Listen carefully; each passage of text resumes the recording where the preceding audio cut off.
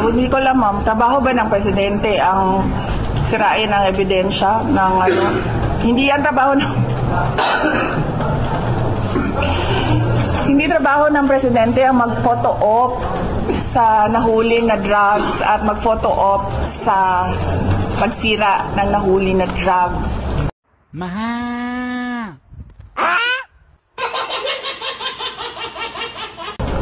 Hindi trabaho ng presidente ang mag-photo op sa nahuli na drugs at mag-photo op sa pagsira ng nahuli na drugs.